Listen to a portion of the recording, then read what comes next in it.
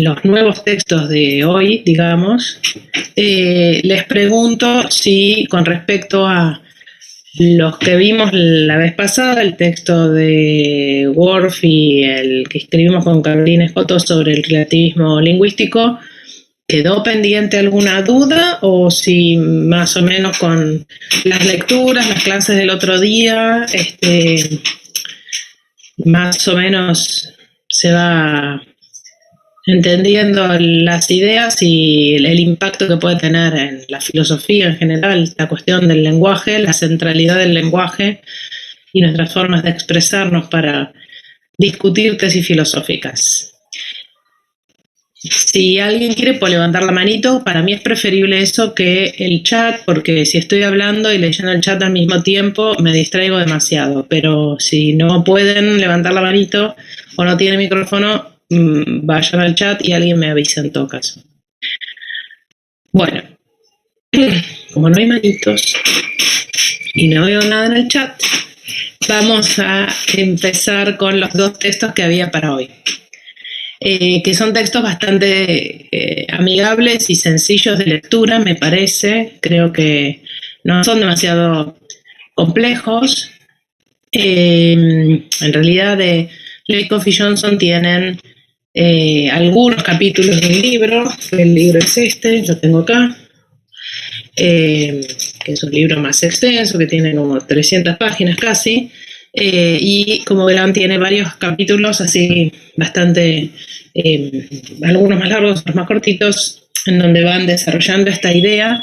También les puse un video en el que Lakoff cuenta cómo se le ocurrió esta idea de las metáforas de la vida cotidiana, no sé si lo pudieron ver, y es otra reflexión acerca del lenguaje y de la estructura, digamos, del lenguaje y de lo que ellos llaman el esquema conceptual. Por eso la vez pasada se acuerdan que alguien preguntó que si relativismo lingüístico y relativismo conceptual eran lo mismo, y entonces estuvimos viendo la relación entre lenguaje, pensamiento y realidad. Y lo que vimos que proponía Worf, a diferencia de Aristóteles, era que en realidad lo que está muy cerca en cuanto a que es más isomórfica la estructura es la estructura de nuestro pensamiento respecto de nuestro lenguaje, y hay más distancia entre, digamos, esa estructura de pensamiento barra lenguaje y lo que podríamos llamar el mundo extramental, el mundo de las cosas, el mundo de la vida, la realidad, llamémoslo como ustedes quieran. Y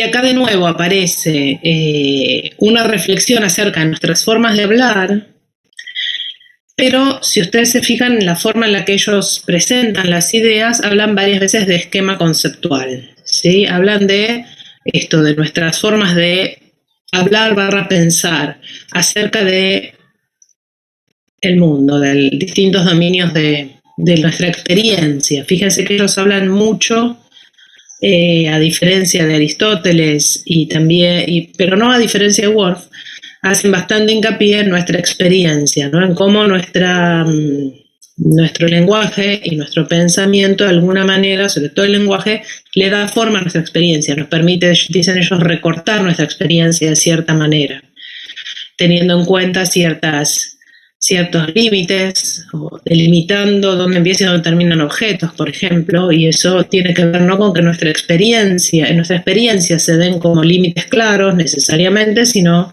con cómo nuestro esquema conceptual nos lleva a recortar de cierta forma nuestra experiencia y no de otra. Y la tesis que agregan entonces Lakoff y Johnson respecto de lo que veíamos la vez pasada con respecto a Worf es la idea de que este esquema conceptual o esta estructura lingüística, como queramos llamarlo, nuestro lenguaje, a su vez está estructurado de una manera que ellos llaman metafórica, ¿sí?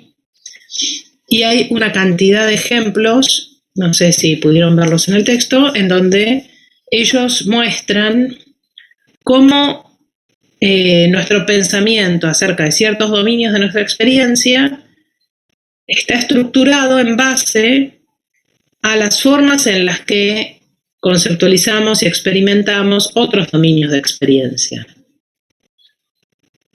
Hay varios ejemplos No me acuerdo si en el video está el ejemplo, creo que sí, porque alguna vez lo escuché, en algún momento estuve en Argentina hace muchos años, como 20 o 25 años, leí contando estas cosas, yo era muy joven, y el ejemplo que daba, que creo que es el mismo que está en el video, si no me equivoco, es el del amor, ¿no? Entonces las formas en las que conceptualizamos una relación amorosa, que la conceptualizamos, por ejemplo, como un viaje, ¿no? Entonces, bueno, nuestra relación se encontró con ciertos obstáculos, o tuvimos que sortear unos obstáculos, pero podemos seguir adelante, o nuestro amor está en un camino sin salida, o los dos vamos para el mismo lado, o cosas por el estilo, ¿no? Son todas formas de entender, de conceptualizar y de hablar acerca de nuestra experiencia de amor de pareja, digamos, en términos de un viaje, ¿sí? De nuestra experiencia de movernos en el espacio y de las cosas que nos pueden pasar moviéndonos en el espacio. Melody está levantando la mano y me encanta porque la idea es que ustedes hablen y no yo. Así que Melody. Bueno, no, justamente cuando mencionaste el tema de los dominios, me vino justamente una duda que había tenido al leer, no el texto este que estás mencionando, sino el texto con las críticas y ver si digamos, si pueden satisfacer las críticas que se le hace a esta teoría. Y hablaba esta cuestión de los dominios y mencionaba que había un dominio, bueno, no recuerdo los nombres técnicos, pero es una suerte de dominio de partida y un dominio de llegada, si yo mal no entendí. Y si bien entiendo, creo entender más o menos por dónde va, me hubiera gustado o me gustaría que, digamos, por ejemplo, en el caso del video donde habla estas metáforas del amor en relación al viaje, ¿cuál sería el dominio de partida y cuál sería el dominio de llegada? Perfecto, bien. En la hoja de ruta que les puse, no sé si pudieron verla, menciono, hay varias teorías de las metáforas, pero de las metáforas, digamos, más bien literarias, ¿no? De la tesis esta de que todo nuestro lenguaje es metafórico, o gran parte de nuestro lenguaje cotidiano, básicamente el que creemos que no es metafórico, también es metafórico, digamos así. Y ahí, cuando trato de caracterizar qué es una metáfora en general, es una complicación porque, como habrán visto, hay muchas maneras alternativas de entender qué es una metáfora y cómo es ese fenómeno del cruce metafórico, digamos, de dominios en nuestra cabeza. Pero en general, cuando se habla de metáforas, se habla de lo que se llama un dominio fuente, o sea, el lugar de donde parte, se proyecta desde ese dominio hacia otro, la estructura conceptual. Entonces se habla de un dominio fuente y de un dominio meta, ¿sí? O source y target en inglés, pero no importa. Entonces la idea es que siempre hay un dominio que en algún sentido es más básico, por lo menos en el sentido, no necesariamente de que sea primero en el tiempo o de que lo captemos antes en nuestra vida mental, digamos, en nuestro desarrollo, pero sí que es el dominio que ya tenemos algo así como conceptualizado de cierta manera y que se proyecta en otro dominio que es el que se reconceptualiza o se conceptualiza por primera vez, dependiendo del caso, a través de esa proyección. A veces se habla de proyección metafórica, a veces alguna gente dice, bueno, están exagerando al hablar de metáforas, porque en realidad son simplemente analogías, y de lo que están hablando en el fondo no es muy original, porque es simplemente el hecho de que nuestro pensamiento es en gran parte analógico. Pero bueno, digamos, ellos hablan de metáforas y la idea es esa, es la idea de que hay un dominio conceptual en algún sentido más básico o anterior a la proyección, digamos, y un dominio sobre el cual se proyecta esa estructura. En el caso del amor y del viaje, la idea sería que tenemos... El viaje es el más básico. Claro, el viaje es el más básico. Tenemos una estructura conceptual con la cual experimentamos y entendemos qué es viajar, al menos en ese sentido muy básico de movernos en el espacio y trasladarnos de un lugar al otro, y que ese traslado implica ciertos riesgos y ciertas alegrías y lo que fuere, digamos, o logros. Eventualmente que podemos trasladarnos con otros, juntos, y entonces eso es lo que se proyecta en la experiencia de la relación de pareja, digamos, o del amor de pareja. Y en general, si ustedes se fijan, siempre van a encontrar que en todas las metáforas de las que ellos hablan hay algún dominio más básico y otro dominio sobre el cual se proyecta eso. Por supuesto, si ustedes leyeron el texto, habrán visto que un mismo dominio básico puede servir para conceptualizar distintos dominios metafóricos, que un cierto dominio metafórico, un cierto dominio de experiencias puede estar constituido por múltiples metáforas que surgen de distintos dominios básicos, ¿sí? Y que en todo caso una pregunta que ellos se hacen por ahí y que no sé si está del todo bien respuesta, pero que de paso les pregunto a ver si alguno pensó en eso, está pendiente, es, bueno, pero habrá un conjunto de dominios, no sé, básicos que sean literales y no metafóricos, o todo es metafórico, porque a su vez uno puede proyectar, digamos, nuestra comprensión del amor para entender otras cosas, qué sé yo, ¿no? Entonces uno puede hacer pasajes así de estructuras conceptuales de un lado a otro.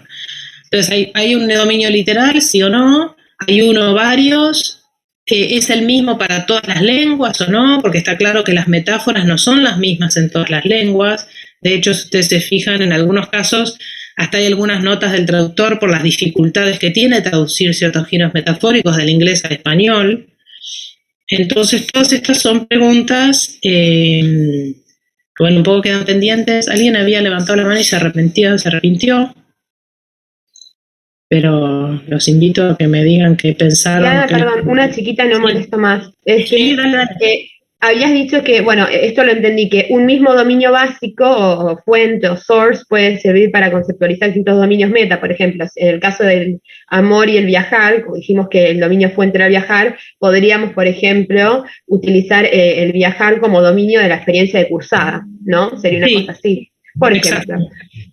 Pero después habías mencionado algo que pasaba con el dominio meta que no llegué a escuchar.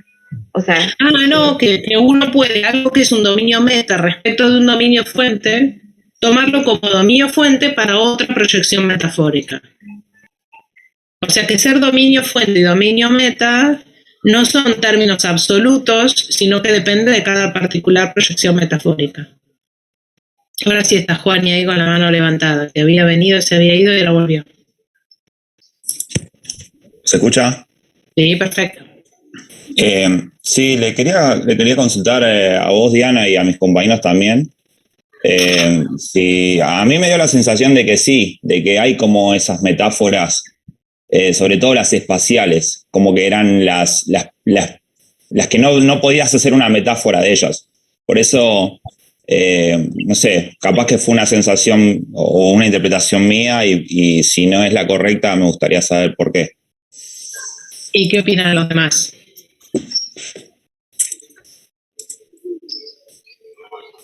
¿Alguien tiene alguna opinión formada sobre eso? Yo creo que sí, porque son las que se vinculan con la experiencia directa digamos, de la persona o el sujeto que está experimentando en un momento dado. Son experiencias concretas, digamos, que uno tiene. Me parece a mí, es lo que entendí por el sexo. Sí.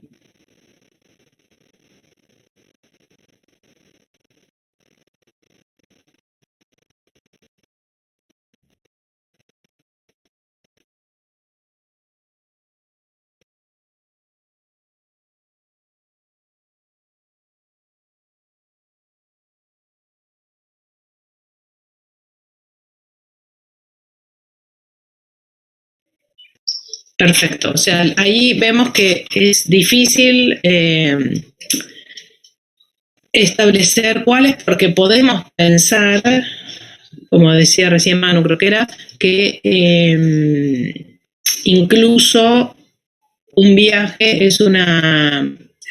No sé muy bien, Manu, ahí cuál pensaste que podía ser la proyección metafórica que estaba detrás de eso, si no era una experiencia básica, pero en principio hay cosas que uno pensaría que son completamente básicas y elementales. Por ejemplo, hay un capítulo que no se los di, pero que habla de la causalidad. Uno pensaría, bueno, claro, que haya cosas que estén conectadas causalmente es la cosa más obvia que experimentamos directamente. Pero bueno, medio como que desde Hume sabemos que no lo experimentamos tan directamente y que es más complejo que eso, y a su vez ellos es un tema que discuten cuál es nuestra conceptualización, en parte metafórica, creen ellos, de la causalidad. Entonces, es difícil decir qué serían experiencias directas que no sean de alguna manera conceptualizadas con algún tipo de estructura conceptual que podríamos pensar si es o no metafórica. Manu, vos levantaste la mano, ¿querías aclarar algo del ejemplo?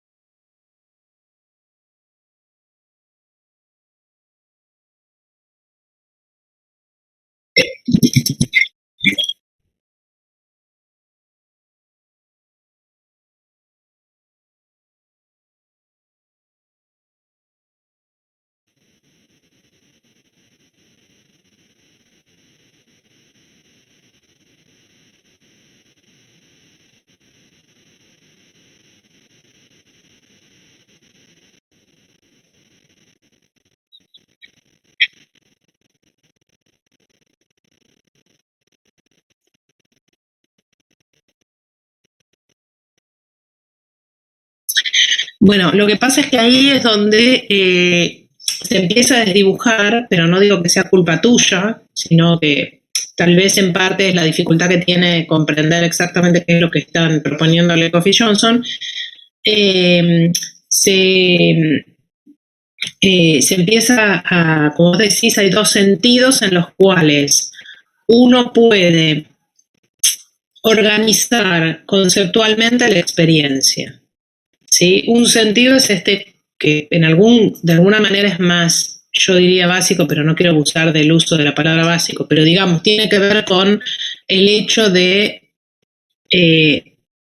como de entender que esto que tengo enfrente mío es una computadora, y otra cosa es una proyección metafórica. Ahora, el punto es que incluso conceptualizar como una computadora ese conjunto, como vos decías, de impresiones, vamos a ponerlo así en términos humeanos, que tengo de colores y formas enfrente mío, supone una comprensión tal vez metafórica de qué es una computadora, cómo funciona, qué hace, para qué sirve, etcétera, ¿sí? Entonces por ahí yo proyecto algún tipo de estructura más básica de otros dominios para entender que una computadora es una máquina o es un objeto para comunicarme, es como una especie, en este caso que estamos haciendo una videoconferencia, de pequeño estudio de televisión desde el cual podemos transmitir en vivo, por ejemplo, o algo por el estilo, ¿no? Entonces transmitimos, proyectamos nuestra comprensión de un cierto dominio en otro dominio. Y el punto es si hay conceptos que no sean metafóricos cuando constituimos nuestra experiencia conceptualizada a partir de estas categorías con las que, bueno, categorías o conceptos, más bien ellos hablan de conceptos más que de categorías, y en realidad, si ustedes se fijan, hay uno de los capítulos que creo que es el que se llama de metáforas ontológicas, si no me equivoco, en el cual dan a entender que habría algunos conceptos que parecen ser como no metafóricos en principio en sí mismos y que están detrás de la estructuración de todo nuestro aparato conceptual. Ellos lo llaman ontológicos justamente, por eso me parece interesante poner ese capítulo aquí para relacionar todo esto con la filosofía, porque ahí hablan de cosas como objetos, propiedades de objetos, eventos o acaecimientos, la idea de recipientes, de que algo sea un contenedor o algo esté contenido en otro. ¿Sí? Dicen objetos, podrían decir sustancias, porque en realidad hablan de cosas como no sé, un vaso de agua a la tierra que está en el estado de Kansas, no importa. Entonces, uno podría decir, bueno, tal vez todos nuestros conceptos cotidianos sean metafóricos en algún sentido, pero hay como ciertas estructuras, pues usé la palabra categoría justamente un poco por influencia kantiana, ¿no? En el sentido de como unos conceptos muy generales que tienen que ver en todo caso con nuestra corporalidad, probablemente, con cómo nuestro cuerpo habita el espacio que habita y por ejemplo, hablan de las metáforas basadas en cuestiones relacionadas con la orientación, arriba, abajo, por ejemplo, o adelante, atrás, ¿no? Nosotros somos en ese sentido asimétricos en el espacio. Asimétricos en el sentido de que lo que está delante nuestro es algo, por ejemplo, a lo que tenemos acceso visual, pero lo que está atrás no. O, bueno, digamos, tenemos arriba nuestra cabeza y abajo nuestros pies. Entonces, habría como ciertas categorías muy básicas que no son aquellas que forman parte de la mayoría, digamos que no son términos que en nuestra vida cotidiana usamos, porque hablamos de computadoras o de mesas o de provincias o estados o vasos de agua, pero no hablamos de recipientes y objetos y acontecimientos. No usamos la palabra objeto, la palabra recipiente, excepto cuando estamos en la cocina cocinando, pero decimos dame un vaso. Entonces, parece que habría, y esto por ahí nos ayuda a ver cuán, digamos, filosóficamente relevante es esta tesis, ciertas categorías muy básicas que no necesariamente son palabras que usamos en nuestra vida, pero sí que nos permiten esa estructuración que vos decías, Manu, recién, en el sentido de juntar nuestras experiencias constituyendo conceptos a partir de esas categorías muy básicas y proyectando entonces metafóricamente distintos dominios para constituir los conceptos cotidianos que usamos, que la tesis de ellos es que esos son los que son metafóricos. No sé si se entiende lo que estoy tratando de decir o por lo menos sería una posible lectura.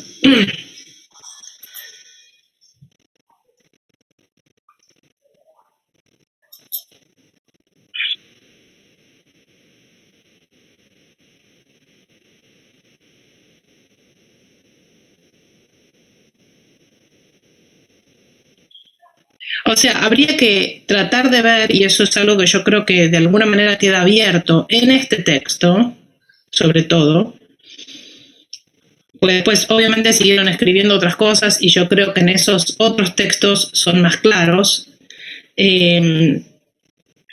porque en este texto por ahí,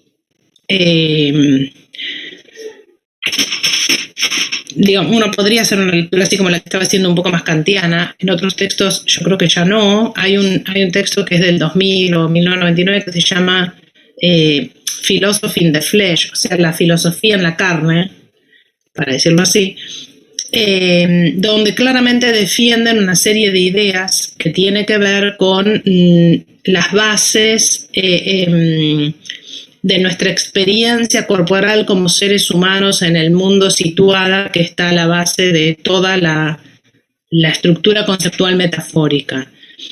Y esas bases son en algún sentido las mismas para todos los seres humanos, porque todos habitamos el espacio, como yo decía, con la cabeza arriba, los pies abajo, los ojos mirando para adelante, simétricos de izquierda a derecha, y bueno, y ciertas experiencias básicas como trasladarnos en el espacio, etcétera, como otras experiencias básicas que tienen más que ver con los orígenes, digamos, de nuestras experiencias en el mundo de recién nacidos, por ejemplo, el hecho de no poder bastarnos por nosotros mismos para la vida, ni caminar, ni tantas otras cosas que muchos otros animales hacen apenas nacen. Nosotros dependemos de otros, entonces hay ciertas experiencias que tienen que ver con las formas de cuidado, digamos, de los bebés recién nacidos humanos, que también están a la base de otro cierto tipo de proyecciones metafóricas, ¿no? Como por ejemplo, no me acuerdo si está entre las que mencionan las partes que tenían para leer, pero por ejemplo, relacionar afecto con calor, ¿sí? O sea, o cierta intimidad con la cercanía y con el calor, en fin, ¿no? Como me dio una cálida bienvenida. Bueno, ahí el cálida tiene que ver con esta experiencia de que cuando nos cuidan de bebés, por ejemplo, dicen ellos, el hecho de que nos agarren con afecto y nos cuiden supone además una regulación corporal de la temperatura. Bueno, entonces, ay, perdón, Nanu, igual, siempre digo mal tu nombre, perdón, Nanu. Bueno, entonces, en el otro libro más nuevo, ellos claramente consideran que hay un conjunto básico de experiencias que no necesariamente se corresponden con cada concepto que tenemos de nuestra vida cotidiana, pero sí que están a la base de cualquier estructuración conceptual humana. Pero no son estas ontológicas de las que habla acá. Y en este libro, que es más viejo, da la impresión de que tienen un tono más kantiano, o sea que hay ciertas categorías más filosóficas, como objeto, acontecimiento, propiedad, etcétera, que son las que parecen ser más básicas, comunes, estar detrás de toda nuestra categorización conceptual, etcétera. Yo estoy hablando demasiado y alguien había levantado la mano y la bajó, no sé si porque... Yo te iba a consultar, Diana, cuando vos mencionaste la metáfora así más primaria del afecto y el cuidado de los bebés, eso no era por ese lado, pero sí cuando mencionabas que el hecho digamos, de por sí tener un cuerpo y ocupar un espacio y tener cierta direccionalidad, etcétera, eso me remitió a la charla que vos nos pusiste, si no me equivoco, en la hoja de ruta de la... No recuerdo el nombre de la chica, de la muchacha, que ella dice que en distintos lenguajes tampoco la forma de manejarse lingüísticamente respecto de la facialidad es la misma. O sea que incluso en las cosas más primarias, no se me ocurriría cómo en el caso del bebé que es cobijado con calor, porque eso sucedería siempre en principio, para que el bebé pueda sobrevivir, pero sí en lo que es la espacialidad, la corporalidad, la direccionalidad, mostraba cómo en distintos lenguajes todo se organizaba en base a los puntos cardinales y no una cuestión, bueno, más como nos dirigimos nosotros. Entonces es como que pareciera como que cala muy hondo, aún en estructuras que uno consideraría sumamente primarias. Insisto, con el bebé no se me ocurre cómo contradecirla, pero está así por lo que contaba en la charla TED. Exacto, sí. Lo que ellos tratan de mostrar es que aún en cosas muy, muy, muy básicas que no nos damos para nada cuenta de que estamos estructurando metafóricamente nuestra comprensión del mundo, la estamos estructurando metafóricamente, y hay variabilidades culturales, lingüísticas, digamos así. No todas las lenguas o no todas las comunidades lingüísticas lo estructuran de la misma manera. Y con el espacio pasa eso en cuanto a cómo conceptualizamos el espacio. Pero una cosa es cómo conceptualizamos el espacio, o sea, cómo podemos decir, no sé, tal objeto está en tal lugar, entonces cómo conceptualizamos el lugar para poder transmitirle al otro la ubicación espacial de algo. Pero otra cosa distinta es nuestra experiencia como cuerpo en el espacio, ¿sí? Nuestra experiencia como cuerpo en un espacio, que tenemos esta corporalidad donde, como yo les decía antes, por ejemplo, los ejemplos que creo que sí están en este libro, si no me equivoco, todas esas metáforas respecto de la arriba y la felicidad o la salud. Claro, cuando o sea, estoy high, se dice en inglés, en español no lo decimos así, pero no decimos estoy alto, pero sí decimos, bueno, estoy pum para arriba, por ejemplo, sería nuestra traducción al español de la expresión en inglés. O bueno, estoy volando, pero eso ya es la experiencia de volar, eventualmente, pero bueno, sí, es algo que uno hace arriba, ¿no? O algo que está arriba. Entonces, bueno, la idea sería, bueno, cuando corporalmente nuestra biología está, vamos a decirlo así, en problemas, estamos enfermos, estamos tristes o estamos cansados, básicamente lo que nos ocurre es que o nos recostamos o nos sentamos o nos ponemos en una posición que no es la posición erguida que tenemos habitualmente y que, digamos, experimentamos cuando estamos contentos. Cuando estamos contentos, cuando estamos tristes, estamos así. Entonces, la idea sería, bueno, esa cuestión de la relación entre nuestra corporalidad y el espacio, aparentemente, según dicen ellos, sería la que estaría detrás de todas las metáforas que tienen que ver con este tipo de cuestiones, como pensar la felicidad como estando arriba, o el bienestar como estando arriba, la salud como estando arriba, etcétera, versus la enfermedad o la tristeza o qué sé yo, estando abajo. Entonces, en ese sentido es que nuestra experiencia corporal en el espacio parece estar a la base de ese tipo de metáforas, como distinto de cómo nombro los lugares, ¿sí? O cómo conceptualizo los lugares en el espacio. Tomás, ¿levantaste la mano? Sí, no, lo que quería decir es que también me parece interesante que con esto último de la experiencia física directa, que de hecho ellos lo llaman así, incluso ellos dicen que una experiencia física directa nunca está totalmente desvinculada de una presuposición cultural. Y dan el ejemplo, por ejemplo, un ser esférico dice que vive fuera de todo campo gravitacional. ¿Qué podría querer decir arriba para este ser? Entonces, también en el arriba o en el abajo hay una suposición cultural o cierta actitud, digamos, que no viene puramente de la experiencia directa, del todo directa, que siempre está, digamos, intersectada por una parte cultural. Entonces, por eso a mí también me da la duda de hasta qué punto existe algo puro, algo que realmente pueda ser el inicio de toda una cadena metafórica por ahí.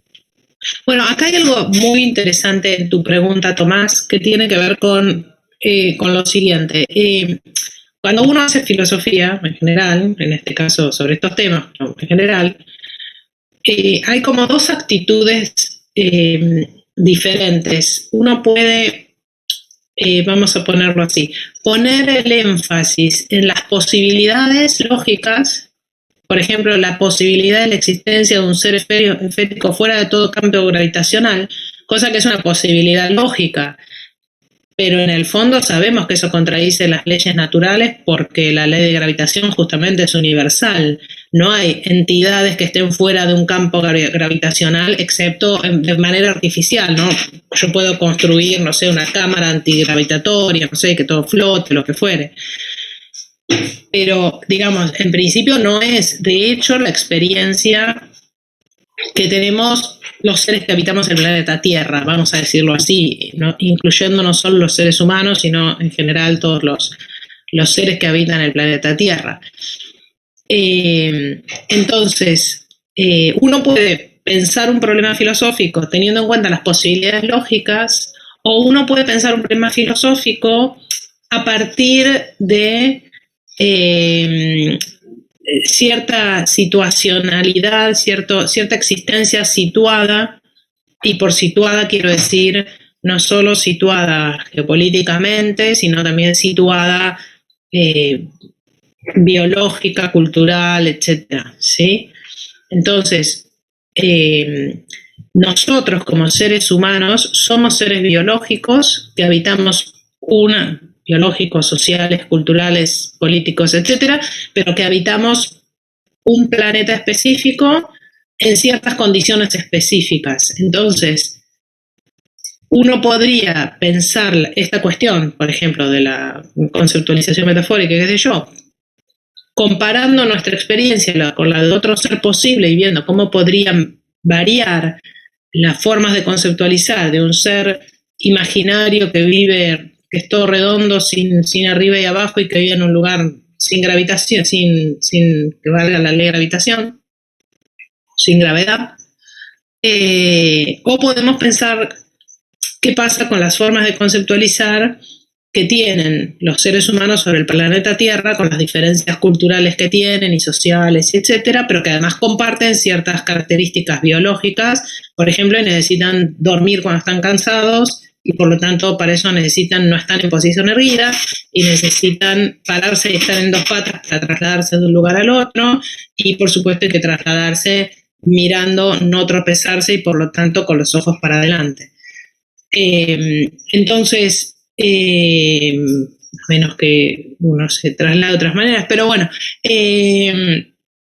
entonces yo creo que ellos, en el primer libro, en este que tienen ustedes para leer, todavía tenían esta manera más abstracta, digamos, de pensar ciertas cuestiones, y en el otro libro posterior ya es como que dan un giro hacia esta forma más bien de filosofar más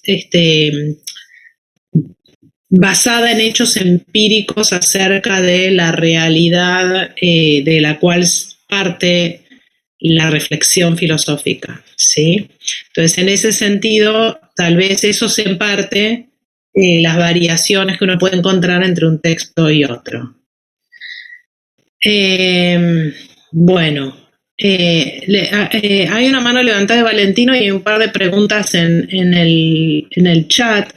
Nanu, y ahora voy a decir Nanu, dice: en este mismo mundo, tecnología mediante, hay personas viviendo en una estación espacial. Seguramente abajo, respecto a ella mismo, está asociado a algo más positivo que arriba. Bueno, sí, pero son casos que son justamente anómalos, y no son los casos, porque piensen que, digamos, toda estructuración conceptual y o lingüística, digamos, es una conceptualización que está dada en una cierta comunidad de hablantes / pensadores, pensadoras.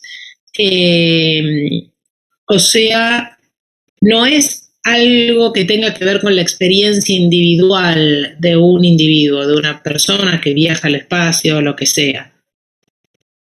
¿Qué pasaría si un bebé naciera allí? Bueno, lo mismo, o sea, seguramente su experiencia sería desde inicio muy distinta, pero justamente recién, no me acuerdo quién era el que estaba hablando, pero que Tomás antes, respecto de que toda experiencia está culturalmente tamizada de alguna manera, porque toda experiencia es experiencia de seres humanos que vivimos en culturas, no de Robinson Crusoe, bueno, Robinson Crusoe o Tarzano, no sé, pensemos en el niño lobo, o esos ejemplos de seres humanos que aparentemente se criaron fuera de toda cultura humana, aunque no sabemos muy bien si existieron o pueden existir, etcétera. Pero en principio, hasta las experiencias primarias de un bebé nacido son experiencias en una cultura. Ustedes fíjense que no todas las culturas, por ejemplo, los progenitores alzan a sus bebés de las mismas maneras. En algunas tienden a tenerlos más pegados al cuerpo, a veces pegados en el pecho, a veces en la espalda, en algunos casos más en una cuna o en un lugar donde se quedan más fuera de los brazos de los progenitores, en algunos casos duermen con ellos, en otros no. O sea, quiero decir, hay formas diversas también, incluso culturalmente tamizadas. No sé, recuerden, bueno, no recuerden, yo tampoco recuerdo porque no lo viví, pero sabemos que a principios del siglo pasado, por ejemplo, el famoso Oaki de ¿cómo se llama? De hijitus. Bueno, por ahí estoy hablando de cosas de cuando yo era chica, pero en fin, digamos, que se amatambraba a los bebés, ¿sí? Se habrán visto que a principios del siglo pasado los bebés nacen en posición fetal, por eso se llama posición fetal, y se creía en nuestra cultura occidental, etcétera, que lo que había que hacer era ponerlos en posición erguida, entonces atarlos, amatambrarlos, de tal manera de que se les tiren las patitas. Y ya hace mucho tiempo, antes de que yo naciera, que eso dejó de ser costumbre y que se considera que, bueno, que seguirán en posición fetal y se irán reacomodando a su realidad. Fíjense que además el bebé dentro de la panza está en líquido y que la gravedad se experimenta de otra manera. Muchas veces está cabeza abajo, además. Entonces, bueno, el pasaje de esa posición fetal y de ese vivir en un ámbito líquido a la vida respirando oxígeno en el aire y en una posición no fetal, hoy no se impone, digamos, externamente, sino que se deja que el bebé vaya adaptándose a su nuevo ambiente físico-biológico humano de a poco, ¿no? Bueno, pero Valentino tenía la mano...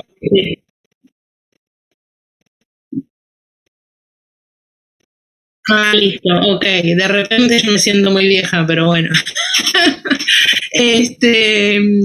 Valentino hace rato que tiene la mano levantada, así que lo escuchamos a Valentino y después sigo leyendo comentarios del chat. Hola Diana, tengo dos preguntas. La primera se relaciona con lo que señalaste antes de las dos actitudes filosóficas, y te quería preguntar si se podría un poco sintetizar en lo que sería una especulación a priori y una especulación a posteriori, ponerle, pensarlo así. Sí, o sea, justamente uno podría pensarlo como vos decís, así como una... yo hablé de posibilidades lógicas, pero bueno, en principio sería justamente eso. Si son posibilidades lógicas, son especulaciones a priori independientes de la experiencia versus una filosofía, digamos, que en algún sentido parta de información acerca del mundo, o sea, como vos decías, que parta de hechos a posteriori, si querés llamarlo así. Pero justamente yo estaba pensando en, hay una frase de Daniel Dennett, que no sé si lo conocen, pero es un filósofo que, bueno, no sé si todos saben qué hago yo, pero yo me dedico a la filosofía de la mente, es mi tema de investigación, y es un filósofo justamente que trabaja en temas de filosofía de la mente y que escribió un libro que se llama La conciencia explicada, hace como 30 años ya, pero que revolucionó bastante el estudio empírico de la conciencia, ¿sí? Hay mucho estudio empírico en neurociencias, etcétera, que de alguna manera está guiado por ideas que estaban en ese libro de Dennett. Y entonces Dennett ahí en algún lugar, seguramente esto lo van a ver cuando vean el tema de la mente con Maxi en un 2 o 3, creo que es la unidad 3, 4, o sea, la próxima no la otra, pero hay formas de reflexionar acerca, por ejemplo, de la mente que son completamente a priori, ¿no? Entonces uno piensa posibilidades lógicas. ¿Qué pasaría si existieran zombies? O sea, seres que son exactamente como nosotros físicamente, pero que no experimentan conscientemente nada. Entonces, eso sería un típico tipo de reflexión filosófica acerca de la mente a priori o explorando posibilidades lógicas, la posibilidad de la existencia de un zombie. Entonces, lo que Dennett dice en ese libro, y por eso es que yo creo lo que dice ahí después fue tomado muy en serio por neurocientíficos que estudiaron los últimos 30 años la conciencia, es, bueno, a mí como filósofo, dice Dennett, me interesa más una imposibilidad de hecho que una posibilidad en principio. O sea, me interesa más entender por qué de hecho es imposible que nosotros los seres humanos hagamos X o Y, que entender qué pasaría si hubiera zombies que no son humanos y que hacen las cosas de una manera distinta de como lo hacemos nosotros, ¿no? Entonces, a esa actitud me refería, que si querés puedes llamarla a priori o posteriori. Uno podría decir, bueno, toda reflexión filosófica en algún sentido como esa especulativa es a priori, pero el punto de partida es información acerca del mundo, no es un escenario lógicamente posible pero inexistente en nuestro mundo. Y buenísimo.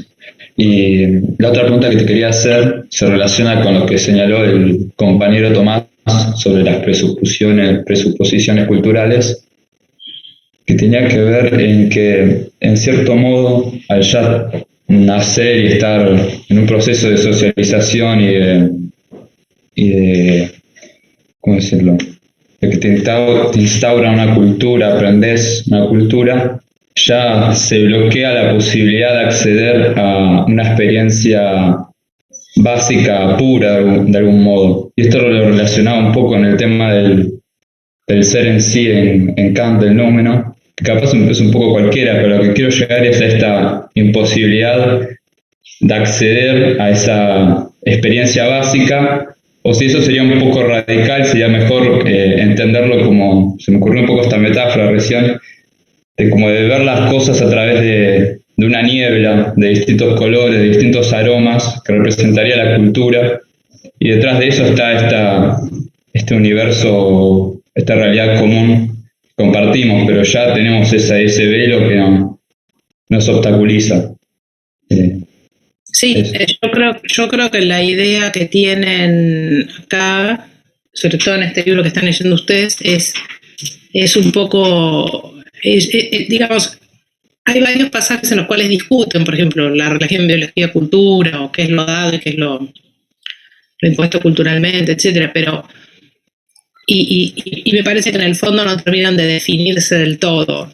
Pero a mí también me da la impresión que lo que están diciendo es que toda experiencia humana es una experiencia culturalmente situada desde el momento mismo en que nacemos, y nacemos, digamos, por ejemplo, hay ahora todo el movimiento del parto respetado, nacemos o el parto casero, o el parto bajo el agua, o el parto en cierta posición u otra, el parto en donde al bebé se lo agarra con telas, con la mano, se lo pone inmediatamente en el vientre de la madre, o se lo lleva a pesar, medir, etcétera, a una balanza fría, o se lo lava en primera instancia antes de nada. Entonces, toda experiencia, desde, bueno, ni hablar obviamente los bebés en el vientre materno, que desde los 6-7 meses de embarazo escuchan ciertos sonidos, escuchan ciertas músicas, escuchan cierta lengua. Por ejemplo,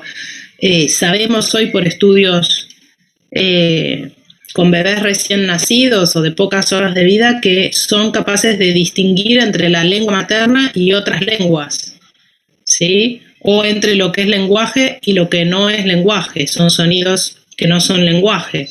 O sea que, y eso básicamente tiene que ver con que de alguna manera en el vientre materno escuchan los sonidos del habla de la comunidad en la que están, ¿sí?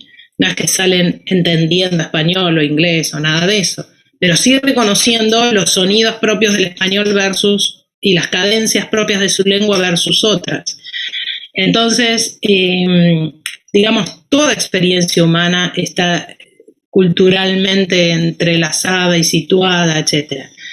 Por eso es que ellos, yo creo que fluctúan, y hay momentos en los que parecen decir que hay esto que alguno de ustedes dijo antes, la percepción directa o la experiencia directa del mundo, pero en muchos momentos es como que se van para atrás y dicen, no, bueno, pero experiencia directa del mundo en algún sentido no hay nunca, porque siempre está atravesada por formas lingüísticas, culturales, conceptuales, lo que fuere, sociales, de experimentar nosotros en el mundo. Entonces,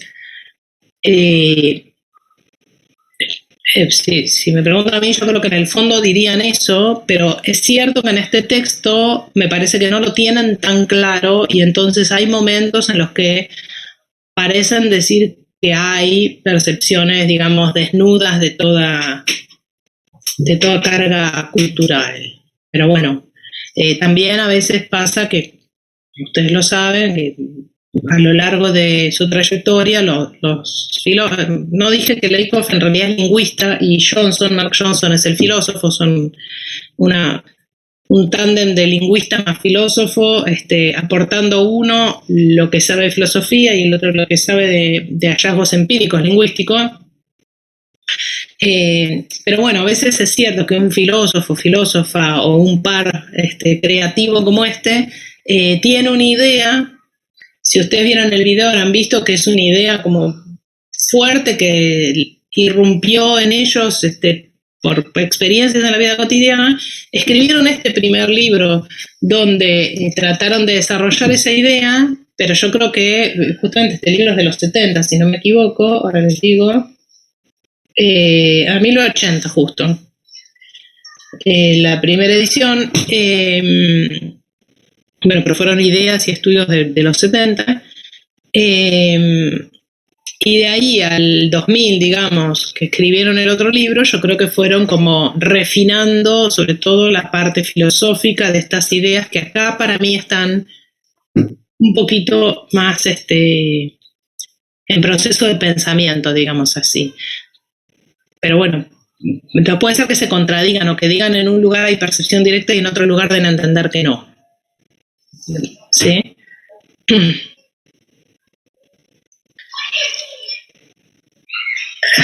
Sí. Bueno, entonces Tomás dice, incluso el compartir una cultura en una comunidad humana que sería condición para asociar afecto y calor, por eso alzar al bebé, claro, las formas de alzarlo, si es directamente piel a piel o si hay tela de por medio o qué tipo de contenedores se ponen a los bebés. Nanu habla del alcohol que habrán pasado mientras debatían estos temas, seguramente. Los 70 deben haber sido una época muy divertida. La noción de espacio de un bebé antes de nacer no tiene las categorías de arriba y abajo, claro. Exacto, la experiencia espacial de un bebé en el útero, bueno, tiene arriba y abajo porque el recipiente, vamos a decirlo así, que feo, yo que soy madre me parece horrible, pero digamos, el vientre materno tiene arriba y abajo y la madre está arriba o abajo y se acuesta o se para o lo que fuere.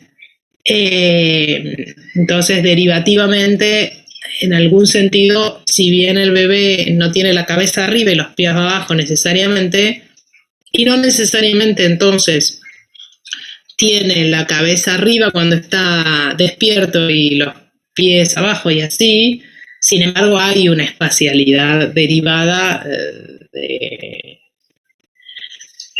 una experiencia de cambiar de posición, digamos, supongo, qué sé yo, me imagino, no sé.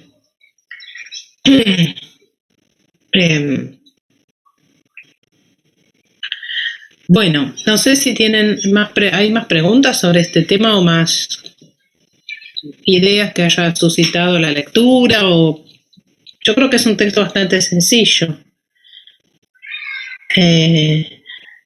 Nano dice, arriba podría ser donde se escucha más fuerte el corazón de la madre y abajo donde se escucha menos fuerte. Claro, en principio en relación con el arriba y abajo de la madre, pero pensemos que un bebé en la panza de la mamá no es que esté flotando y puede moverse alegremente de un lado para el otro, sino que en general se va desarrollando el feto a medida que va creciendo el útero y llega un momento en el cual el bebé tiene una cierta posición y ya no puede cambiar de posición. O sea, no es que gire y se pone de arriba abajo y de abajo arriba alegremente como si fuera un pececito nadando en el agua. Yo le quería hacer una consulta, profe. Sí, adelante. ¿Podríamos pensar en que esto deriva por ahí en pensar a la mente como una metáfora computacional? Porque en algún momento hablaba de los clústeres, hablaba, esto por ahí yo lo he leído en otro lado, del software, del hardware, no lo dice en el texto, pero yo lo he leído en otros lugares, Y a mí la duda que siempre me generó fue que de alguna manera en la inteligencia artificial o en las computadoras no hay metáfora. Entonces, si no hay metáfora en las computadoras, si no hay metáfora en la inteligencia artificial, o sea, un signo significa un signo y es solamente ese signo, ¿cómo podemos pensar a la mente humana, que de alguna manera creo que también es una de las búsquedas de estos autores, pensar cómo el comportamiento de la vida cotidiana es influido por las metáforas? Creo yo, entendí al menos eso, capaz que no. Pero ¿cómo podemos pensar a la mente humana o el comportamiento humano como una metáfora computacional? Si de alguna manera en la inteligencia artificial lo lógico es un signo va a ser una función y ya. Bien, perfecto, Lucas, genial tu pregunta, porque además después van a ver esto y van a ver el texto de Turing de si pueden pensar las máquinas. Así que está muy bien tu pregunta porque nos conecta con lo que viene. Si ustedes se fijan en la página 66, que es el capítulo de las metáforas ontológicas, justamente toman el ejemplo de la mente es una entidad y incluyen dos núcleos de metáforas. Yo les decía al principio, ellos están pensando que a veces ciertos dominios, por ejemplo, en este caso el dominio de lo mental, puede ser estructurado parcialmente por diversos tipos de metáforas. Entonces, el ejemplo que dan acá es, la mente es una entidad y tiene como dos subconjuntos.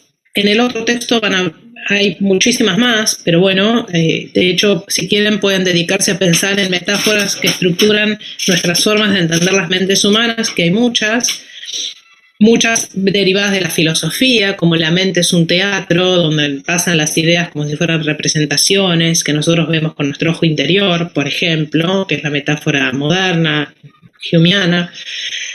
Pero bueno, las que menciona acá en el texto, Le Coffey Johnson son, la mente es una máquina, y entonces menciona como ejemplos de metáforas, voy a perder el control, mi cerebro no funciona hoy, estoy un poco oxidado. Fíjense que acá es una máquina que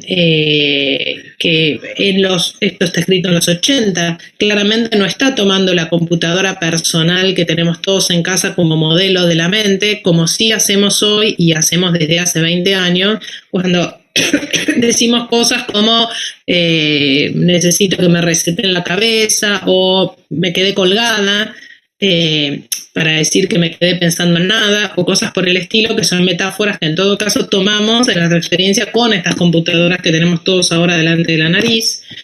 Y después, el otro grupo de metáforas es la mente es un objeto frágil, su ego es muy frágil, hay que manejarlo con cuidado desde que le pasó tal cosa, se derrumbó en el interrogatorio, la experiencia lo hizo pedazos, su cerebro estalló, etcétera, ¿no? Entonces, acá hay dos conjuntos de metáforas que de alguna manera nos sirven para entender parte de las experiencias psicológicas humanas. Entonces, parece que las mentes humanas, las experiencias psicológicas humanas, se pueden entender al menos desde, y seguramente hay muchas más, estos dos tipos de metáforas.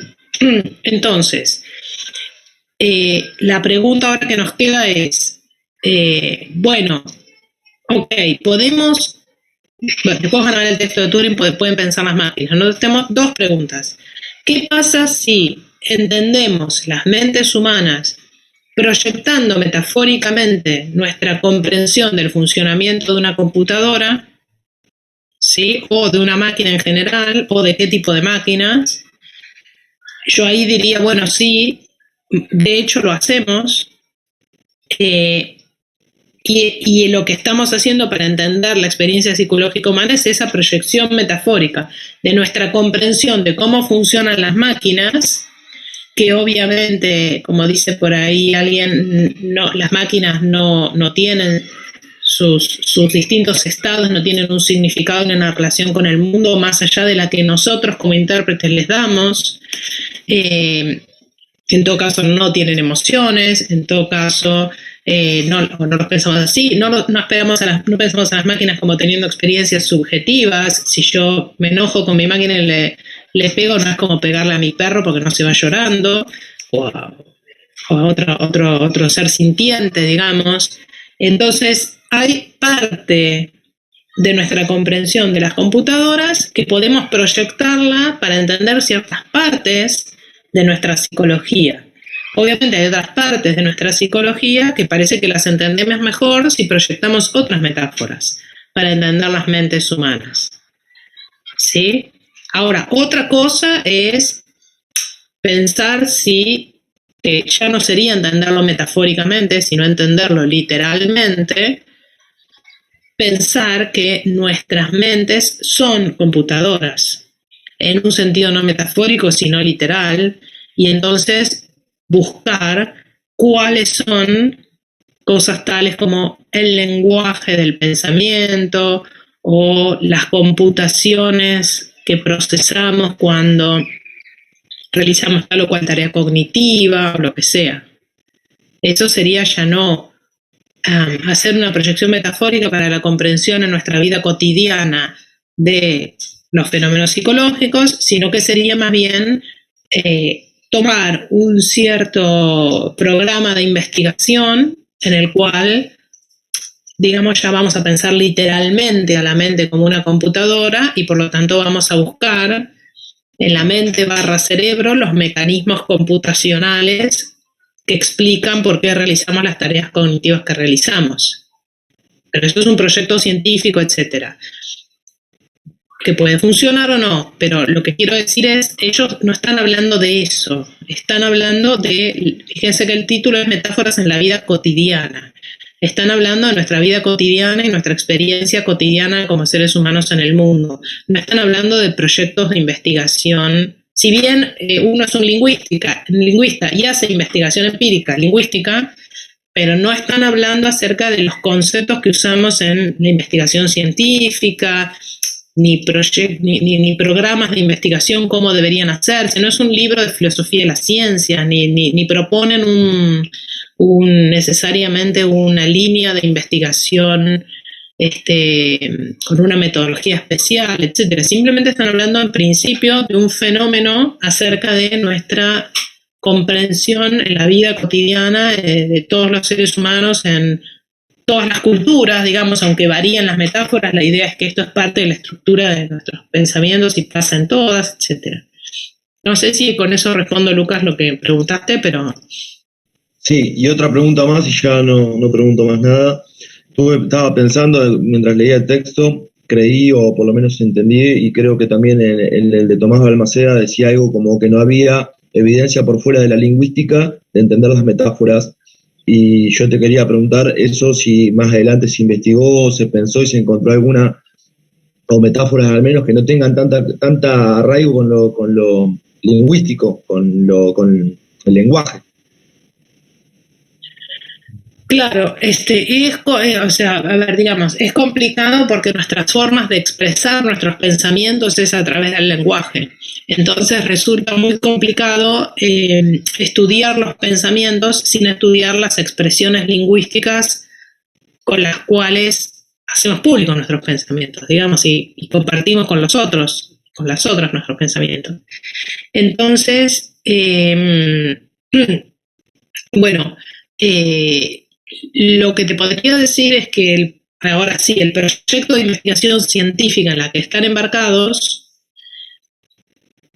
esto por ahí es un poco técnico, pero yo me refería antes a la idea del lenguaje del pensamiento y eso. Entonces uno tiene en ciencias cognitivas, porque esto es lingüística cognitiva, psicolingüística, básicamente un modelo que podríamos llamar clásico, que es el modelo representacionalista ortodoxo, que se toma en serio la metáfora computacional, o sea, piensa que la mente es como una computadora y entonces busca un nivel de lingüístico, representacional, computacional, en el cual representar los procesos cognitivos, ¿sí? Que está desacoplado en principio y es autónomo respecto del conocimiento del cerebro, ¿sí? Porque el cerebro en esta concepción clásica es, digamos, el hardware del software, pero lo que la psicología y las ciencias cognitivas estudiarían cuando estudian la mente es el software, no el hardware, ¿sí? Entonces, estudiar el cerebro es como tratar de entender cómo funciona una computadora agarrando un destornillador y abriéndola y mirando los chips que hay adentro. No vamos a entender cómo funciona la computadora porque el nivel de descripción de la actividad de la computadora que nos interesa es el nivel del software, no el nivel de qué partes materiales componen ese objeto. Entonces, hay una tradición que es justamente la tradición de los 70, 80, 90 en ciencia cognitiva que dice, no, cuando hacemos ciencia cognitiva y estudiamos la mente, tenemos que estudiar ese nivel representacional abstracto independiente de su realización cerebral. Y hay otros movimientos que son, digamos, más bien de los 2000 para acá, de los 90, 2000 para acá, que es, bueno, no, que son más bien modelos que se suelen llamar antirrepresentacionalistas, justamente, donde dicen, bueno, no hay que buscar ese nivel intermedio. Todo lo que hay es cerebro y conducta pública. No hay que pensar que en el medio hay un nivel como ese software que medie entre el hardware de nuestro cerebro y la conducta. Y en realidad Lakoff y Johnson en ese sentido son adelantados porque desde los inicios están negándose, digamos, a encontrar ese nivel intermedio. Entonces, si la crítica esta es, bueno, pero tenés el nivel lingüístico y no tenés un nivel conceptual. Bueno, si conceptual ahí quiere decir que yo tengo que buscar representaciones abstractas, mentales, independientes del cerebro, no las voy a tener y no me interesa buscarlas porque no creo que tenga que hacer eso cuando hago investigación empírica acerca de la mente humana, dirán. Lo que tengo que hacer en todo caso es estudiar el cerebro. Y eso sí lo han hecho gente de los grupos de investigación con los que ellos trabajan y obviamente no muy novedosamente, todo lo que hacemos en nuestro comportamiento cotidiano público, de alguna manera depende de cómo funciona nuestro cerebro. O sea, ciertas correlaciones se encuentran, obviamente. Entonces, esa crítica, desde mi perspectiva, no está del todo... es como un poco externa. Pero bueno, es mi opinión personal. Pero como Tomás, sobre todo cuando escribió eso, ahora lo van a ver a él hablando del conocimiento, pero me pueden preguntar a él. Más bien creía en la idea más clásica, digamos, de cómo funciona la mente. A él le pareció una buena crítica. Así que bueno. Bruno hace un ratito tenía levantada la mano y después la bajó y escribió algo en el chat. No sé, Bruno, si preferís que lea esto o querés vos comentarlo. No sé, bueno, leo lo que dice acá. Dice, cuando hablamos de esta cuestión de que toda experiencia está culturalmente situada, no estamos hablando de un relativismo fuerte, relacionando en última instancia con una tesis de posible inconmensurabilidad entre culturas, ¿no? Porque hablar de que estamos culturalmente situados presupone que hay algo de lo que podemos distinguir la cultura y tomar estas investigaciones empíricas como evidencia a favor de estas tesis presupone cierto criterio de objetividad. El concepto mismo de metáfora perdería sentido si todo fuera metafórico. La metáfora es una metáfora en relación con algo entendido como literal. Bien. Y Tomás pregunta por el pensamiento visual, si hay un pensamiento visual, si es lenguaje, etc. Bueno,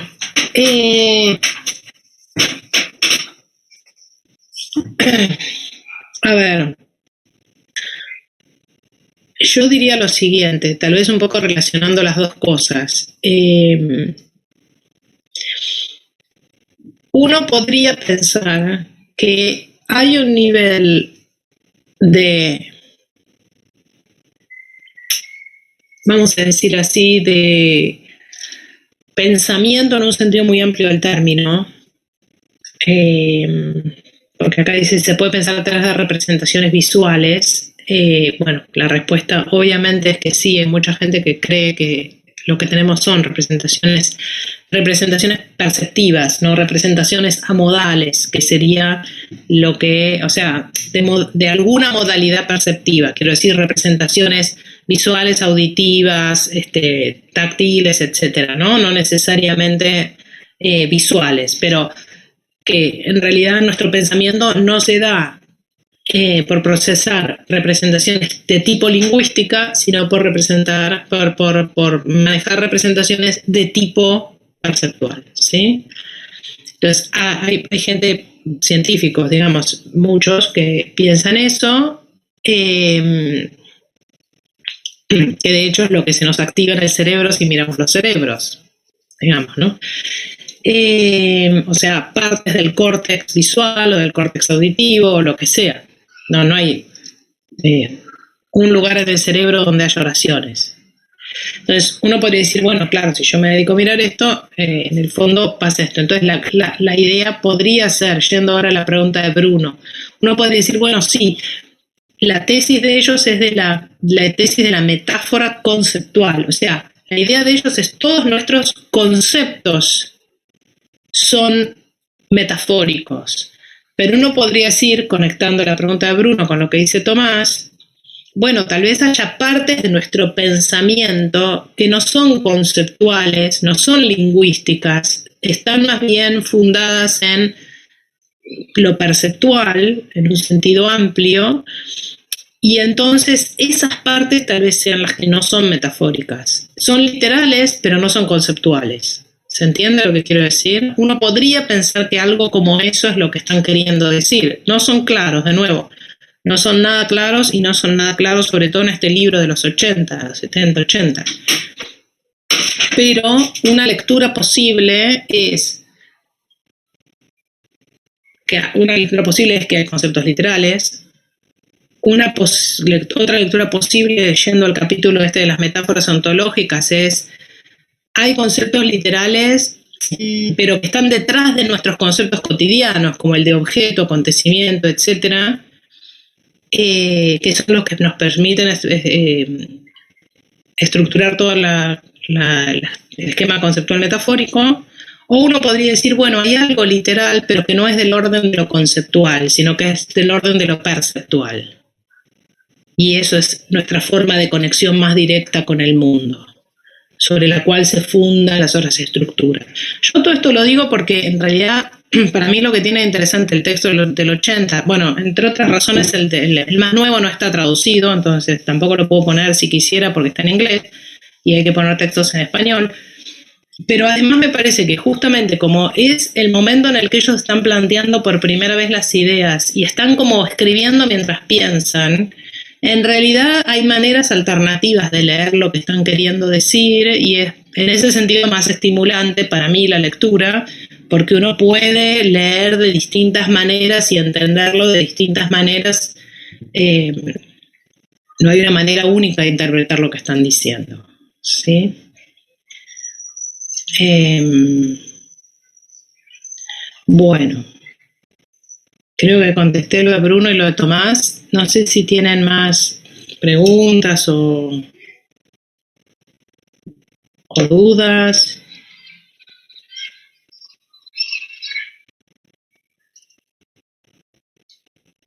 ¿No? Lucas está diciendo que no. Bueno, ¿quieren que les comente entonces cómo es el trabajito que tienen que hacer? ¿Quieren que vayamos a eso? Que supongo que están ansiosos al respecto.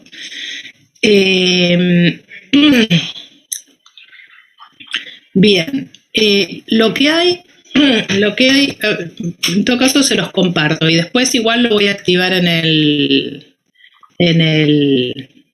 ¿cómo es que se llama? Ay, ¿a dónde lo tengo? Espérenme, Pensé que lo tenía abierto, pero lo tengo que abrir. Después, ahora cuando corto con esto, lo activo en el campus para que se baje en el archivo del campus. Pero mientras tanto, se los muestro acá y les explico cuál es la idea. La idea es la siguiente. Tienen 3 preguntas, ¿sí? Y tienen que elegir una. Y responder esa pregunta, cada pregunta a su vez tiene varias partes, no es tan fácil, en un máximo de 1500 palabras. Y les pido que sean estrictos con respecto a la extensión, ¿sí? O sea, no no es la idea que respondan en 10 hojas o nada. Es un texto corto lo que tienen que hacer yendo al punto. O sea, para mí es más importante que respondan exactamente lo que les pregunto con sus propias palabras, sin hacer muchas citas ni nada, porque no es necesario. Simplemente si quieren ponen, no sé, Lake of Johnson página tal y con eso me alcanza. No es necesario que pongan citas, no es necesario que hagan un resumen de todo el texto, sino que simplemente contesten exactamente lo que les preguntamos. Y entonces, en 1500 palabras tendrían que poder hacerlo perfectamente bien. Lo de la bibliografía al final tiene que ver con que eventualmente no está prohibido y mucha gente lo hace, leer otras cosas más allá de la bibliografía obligatoria. Si leen otras cosas más allá de la bibliografía obligatoria y lo usan para poder pensar las preguntas y dar una respuesta, etcétera, por favor pongan cuál es la bibliografía que están usando. Si es la bibliografía obligatoria no hay problema, pero expliciten toda la bibliografía extra que estén usando. Y bueno, lo de pie de página con el nombre y número de documento no es tan importante. Eso era para cuando se perdían las hojas y se traspapelaban, pero ahora me van a llegar todos los archivos digitales. Pero pongan en el archivo sí el apellido y el DNI de cada uno de ustedes para que sea fácil identificar de quién es cada trabajo, porque después aparecen trabajos que no sabemos de quién son, ¿sí? Entonces pongan nombre, apellido y DNI. Entonces hay 3 preguntas, ustedes eligen una de las 3. La primera dice: Lakoff y Johnson sostienen que su teoría de la metáfora conceptual está basada en la concepción del lenguaje de Worf. Reconstruya las tesis centrales de cada uno de ellos, o sea, de Lakoff y Johnson y de Worf, y explique qué relación hay entre ambos. B. Seleccione algún dominio conceptual de carácter metafórico en el que haya múltiples metáforas que se apliquen. Indique qué compatibilidades o incompatibilidades se pueden encontrar entre los distintos sistemas metafóricos que estructuran ese dominio conceptual. Como por ejemplo, hoy vimos el ejemplo del amor, que es un ejemplo que ellos dan. ¿Les parece un problema que haya algunos conceptos que estén estructurados con sistemas diferentes de metáforas? Esto tiene que ver con el texto de Balmaceda y Riopa lo plantean como una dificultad. Entonces la pregunta es si es un problema o no y por qué. ¿Encuentra usted sistemas metafóricos implicados en el desarrollo de algunos ejemplos mencionados en el texto de Worf? O sea, Worf, ¿se acuerdan que habla del sistema de medidas, de la cuestión del espacio, de cómo entienden el tiempo? Entonces la pregunta es si a ustedes les parece que alguna de esas cosas que dice Worf en realidad más bien podría entenderse en términos metafóricos. Esa es una pregunta. La segunda pregunta que pueden elegir es: enuncie la hipótesis de la relatividad lingüística tomando en cuenta las distintas formulaciones que propuso Worf. B. Teniendo en cuenta las distintas formulaciones de la hipótesis mencionadas en el texto de Scotto y Pérez, indique cuáles son compatibles con las ideas de Worf y justifique su respuesta. C. Menciona al menos 3 posibles objeciones a esta hipótesis y evalúela. Esto es un poquito más complicado porque no es tan explícito, no hay un texto en donde haya objeciones, pero si ustedes se fijan en el texto con Carolina, en la primera parte, cuando explicamos por qué había sido dejado de lado la hipótesis durante tanto tiempo, hay una serie de consideraciones que se pueden pensar como objeciones, y si no pueden pensar ustedes objeciones que a ustedes les parezca, pueden leer un texto que es de lectura optativa, que está en la bibliografía, en el link, en el drive, que es el de Davidson, que es una crítica al relativismo lingüístico. O sea, hay cosas que pueden hacerse ahí, desde objeciones que a ustedes se les ocurran hasta objeciones que pueden recoger en la bibliografía obligatoria u optativa, aunque no hay un texto explícito de objeciones. Bueno, y después elija algún dominio en el que la tesis le parezca plausible y desarrolle las consecuencias de ese relativismo. La tercera opción es: reconstruya las tesis centrales de la metáfora conceptual que proponen Lakoff y Johnson y desarrolle un ejemplo en el que se iluminen estas distintas tesis. Seleccione y reconstruya 2 críticas a la teoría y evalúelas. Siempre evaluar quiere decir que ustedes digan si les parece una buena crítica o una mala crítica y por qué. ¿Sí? Entonces hay que decir cuál es la crítica ¿Y qué opinión tienen ustedes sobre esa crítica? Si es una crítica acertada o es una crítica injusta, o cómo podrían responder los autores para rechazar esa crítica, algo de ese estilo. ¿Será plausible la idea de que todo nuestro aparato conceptual sea naturaleza metafórico o debería haber algunos conceptos literales? Ejemplifique y justifique su respuesta, cosa que discutimos recién y como vieron hay más de una respuesta posible, ¿sí? Así que bueno, estas serían las opciones, como ven, son para que ustedes desarrollen y piensen, digamos, a partir de los textos, cómo entender nuestra relación con el lenguaje y con el mundo y con las categorías metafísicas o filosóficas en general, etc. No hay respuestas correctas e incorrectas en el sentido de que puede ser que haya dos trabajos excelentes que digan exactamente uno lo contrario del otro, porque están abiertos a que ustedes argumenten y expresen su propia valoración de los textos. O sea, puede ser que ustedes estén pensando que todo el relativismo es un desastre y que hay que aceptar todas las críticas, o al contrario, que las críticas son todas malas, y lo mismo respecto a la tesis de las metáforas conceptuales. A ver, Melody, ¿tiene la manito levantada? Sí, no sé por qué acabo de recordar que no me acuerdo si en alguna de las clases que tuvimos previamente habías hecho un comentario al pasar de que ya vamos a ver la diferencia entre tesis e hipótesis. No me acuerdo si después lo retomamos, lo mencionamos. Digo, no sé, porque se me ocurre quizás a la hora de hacer el trabajo, quizás, no sé, si hay una diferencia contundente entre usar una u otra, quizás sea útil aclararlo. No, en el contexto del texto que escribimos con Carolina, preferimos hablar de la hipótesis y no de la tesis. En realidad ni siquiera lo hablé mucho con ella, pero creo que ella diría lo mismo que yo. Pero la idea de hablar en términos de hipótesis más bien tiene que ver con la idea de que, si ustedes vieron el texto, la idea es esa formulación del relativismo lingüístico estaría apoyada en evidencia empírica. Entonces es una hipótesis en el sentido de que es una afirmación, una tesis, que puede ser rechazada o confirmada en base a evidencia empírica.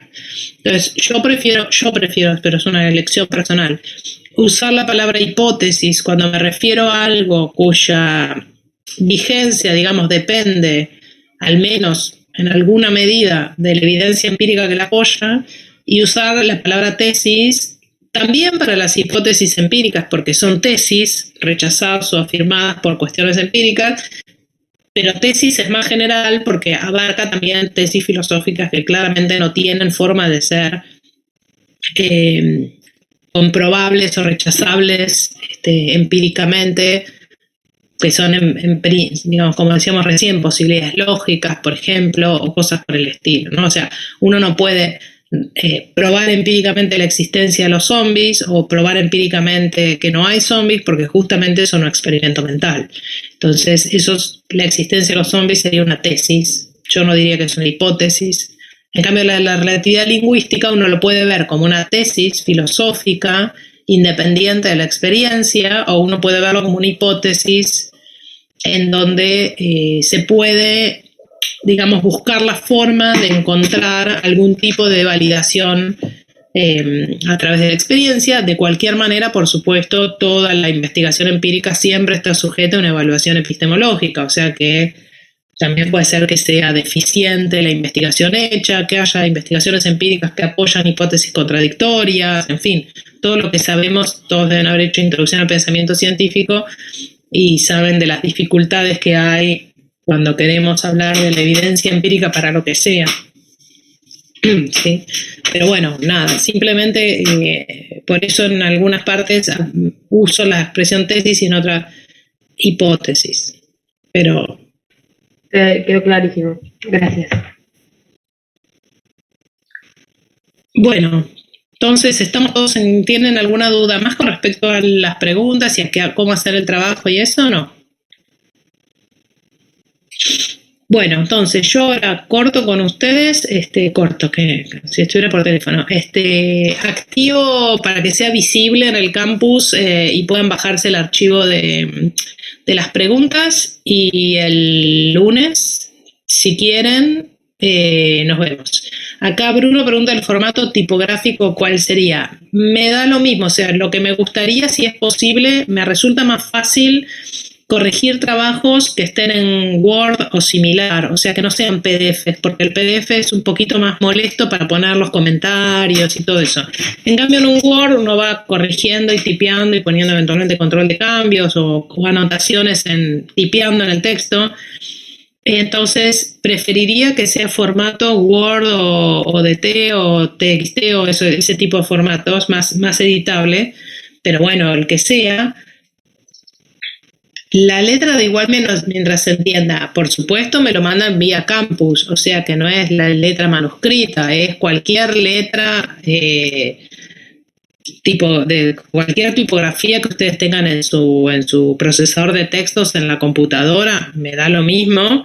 Y de hecho, si yo quisiera, hago seleccionar todo y cambio el formato si no me gusta la letra que pusieron. Así que pongan la letra que tengan ganas, el formato que tengan ganas. La única exigencia es 1500 palabras, o sea, por eso también es bueno usar un procesador de texto porque cuentan las palabras. Abajo dice cuántas palabras se escribieron hasta ahora. Por ejemplo, el archivo donde están las preguntas tiene 347 palabras. Entonces a mí me resulta mucho más útil que ustedes me lo mandan en Word y yo ya lo abro y ya tengo ahí el conteo de palabras y sé si se pasaron con las palabras o si me escribieron muy pocas palabras.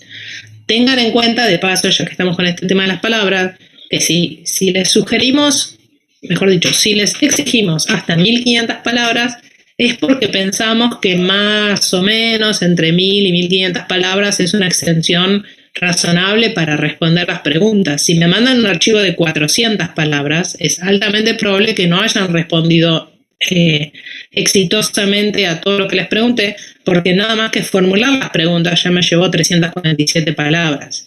Entonces, también pueden, digamos, tomar en cuenta eso para ver si están más o menos orientados en cuanto a la argumentación, el nivel de argumentación que se pide y el nivel de desarrollo de las tesis que se les pide, etcétera.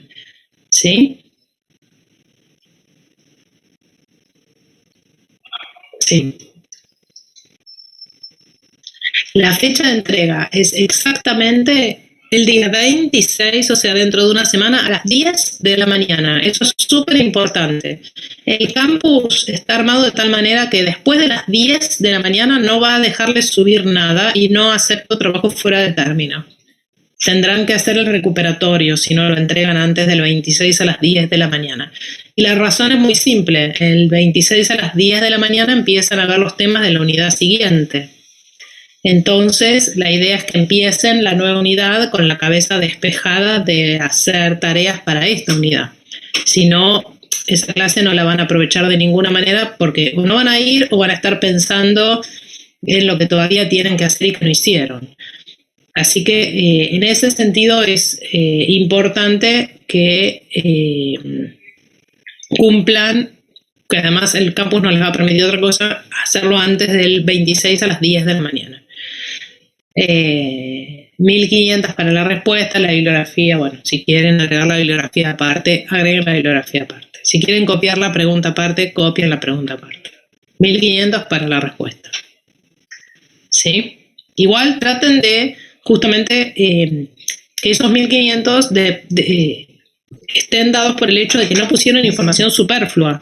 O sea, no empiecen diciéndome Worf nació en no sé dónde, se dedicó a tal cosa, después hizo esto, después escribió 5 libros. O sea, no, contesten la pregunta que les hice, ¿sí? El texto complementario que les recomendaba para la pregunta B, si quieren, es un texto un poquito complejo, pero puede ser interesante, que está en la bibliografía optativa que se llama El mito de lo subjetivo de Davidson. Es un texto un poquitito complejo, pero hay otro texto también que se llama Sobre la idea misma esquema conceptual. Son textos que van en contra de algo que estuvimos presuponiendo hoy y que está presupuesto tanto está un poco resumido en la hoja de ruta, pero está presupuesto claramente tanto en Worf como en Lake of Johnson, y es la idea de que tenemos una experiencia dada y una categorización de esa experiencia. ¿Sí? Y que nuestros conceptos son, el esquema conceptual es lo que categoriza lo dado a la experiencia. Por eso todo esto tiene una reminiscencia kantiana. Y lo que hace Davidson es criticar esa idea de que hay algo dado a la experiencia y algo puesto por el sujeto que categoriza. Él no acepta esa distinción, entonces no acepta la formulación misma del relativismo lingüístico y, en todo caso, también de la manera de entender esto de las metáforas de Lake of Jones. Así que si a alguien le interesa seguir leyendo esas cosas, ahí está el texto.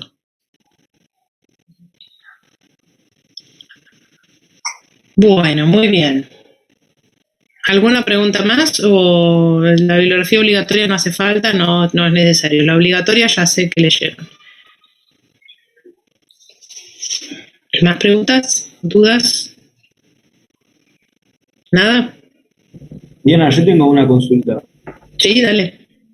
En un momento, en la página 69 del texto, se hace una distinción entre acciones y actividades, diciendo que las acciones se conceptualizan metafóricamente como objetos y las actividades como sustancias.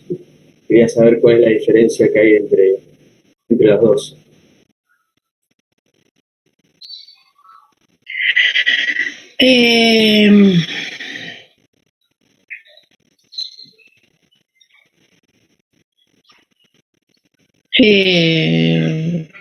Mira, a ver, yo creo que ahí, en ese tipo de cosas es donde se ve más clara la influencia que tiene la lengua y, en todo caso, las estructuras gramaticales propias de cada lengua. Porque si vos te fijas, justamente en ese caso, cuando habla de las actividades, es donde hay problemas de traducción. Y eso tiene que ver con que el inglés usa mucho la forma, el gerundio, y nosotros en español no lo usamos tanto, nosotros usamos más bien sustantivos. Entonces, por lo que yo entiendo, esa distinción la están fundando en la diferencia gramatical que hay en el inglés cuando hablamos de ciertas acciones y las nombramos con un sustantivo, un sustantivo común, carrera, la carrera, por ejemplo, es el ejemplo que está ahí. Versus cuando hablamos de la actividad de correr, que usamos el gerundio en inglés. En español no hacemos eso. Podemos decir corriendo hice tal cosa, pero en general usamos el infinitivo. Al correr, acá dice al lavar la ventana, ¿no? Al correr hice tal cosa. Nosotros usamos más bien el infinitivo, ellos usan más bien el gerundio. Pero me parece que ese tipo de ejemplos que vos marcás justamente es el tipo de ejemplos donde se ve más claramente la dependencia que hay con la gramática particular del inglés en el que están pensando los ejemplos, y que probablemente si uno lo proyecta a otras lenguas no sea exactamente así como hay que hacer la distinción. No es una distinción, creo yo, en el fondo, digámoslo así, ontológica o metafísica, sino una distinción que está claramente fundada en las distintas formas de expresión gramatical. ¿Sí? Por eso es que no te parece muy clara. Perfecto, o sea, es una cuestión de traducción nomás. Bueno, fíjate que justamente ese ejemplo es el que tiene la nota, los dos ejemplos que da ahí en la página 69 que vos mencionas de actividades, pone al lavar, que dice in washing o get out of washing, está usando el gerundio. Y nosotros ves que en la traducción ponen el infinitivo, lavar, al lavar, fuera de lavar, y además no, ¿sí? Como si la limpieza fuera la acción y el lavar fuera la actividad. Claro, sí, se entiende.